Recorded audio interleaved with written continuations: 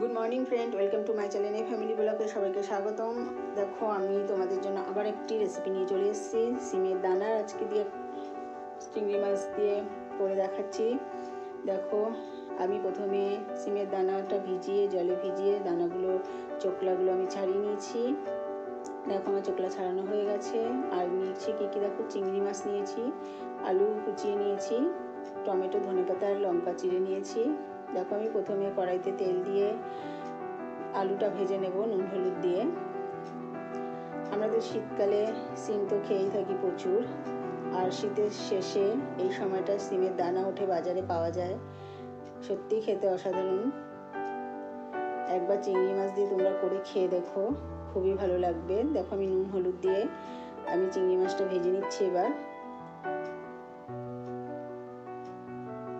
সেদিন বাজারে গেছিলাম, দেখে সিমের দানা দেখে খুবই লোভ লাগলো, তো নিয়ে নিলাম। খুব বেশি নিইনি, অল্প করেই নিয়েছি, ছাড়াতে সময় লাগে। দেখো আমি আলুগুলো ভেজে নিয়েছি। এবার ওর মধ্যে আমি সিমের দানাগুলো দিয়ে দিলাম। খুব একটা ভাজবো না, ওটার সাথে আমি একটু ভালো করে হালকা করে একটু ভেজে নিচ্ছি। তারপর কড়াইতে আবার একটু তেল দিয়ে চিংড়ি মাছগুলো ভেজে নেব।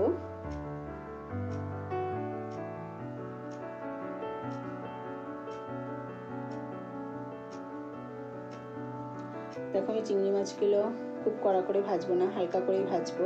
তারপর ওই তেলে আমি গোটা জিরে ফোড়ন দিচ্ছি।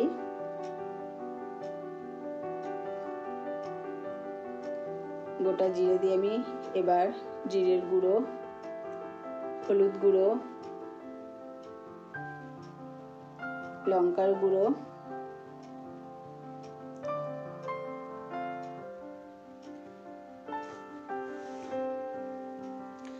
সামান্য নুন দিলাম।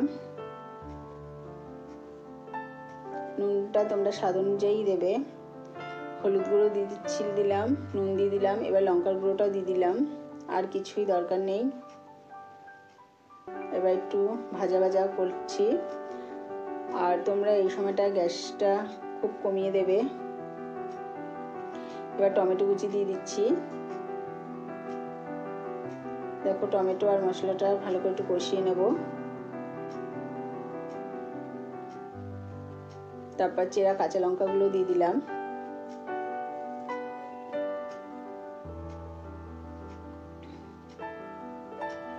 খেতে খুবই ভালো লাগে সিমের দানার তরকারিটা। দেখো এবার আমি আলু আর সিমের দানাটাও দিয়ে দিচ্ছি, দিয়ে এবার ভালো করে কষাবো। খুব অল্প সময়ে হয়ে যায়। সিমের দানা কিন্তু তোমরা সেদ্ধ করবে না।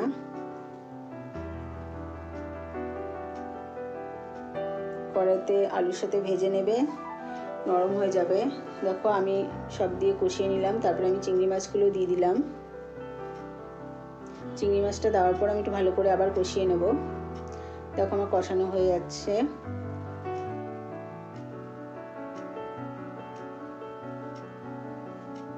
তোমরা একবার করে দেখো, যে খাওনি এখনো তাদের বলছি। দেখো এবার আমি জল দিয়ে দিলাম। জল দিয়ে এবার একটু সেদ্ধ করবো ভালো করে। তোমরা এখনো যে খাওনি করে দেখো, খুবই ভালো লাগবে। দেখো বেশ ফুটে উঠেছে, সেদ্ধ হয়ে গেছে আমার সব। এরপর আমি ধনেপাতা দিয়ে দিলাম। তোমাদের যদি আজকে রেসিপিটা ভালো লেগে থাকে অবশ্যই একটা লাইক করে দিও। আর আমার চ্যানেলটা যদি তোমাদের ভালো লাগে তাহলে অবশ্যই একটা সাবস্ক্রাইব করে দিও। আমার সিমের দানার আলু আর চিংড়ি মাছের তরকারি রেডি। তো তোমাদের সাথে আবার পরে ব্লগে দেখা হবে। তো যাওয়া যাক এবার।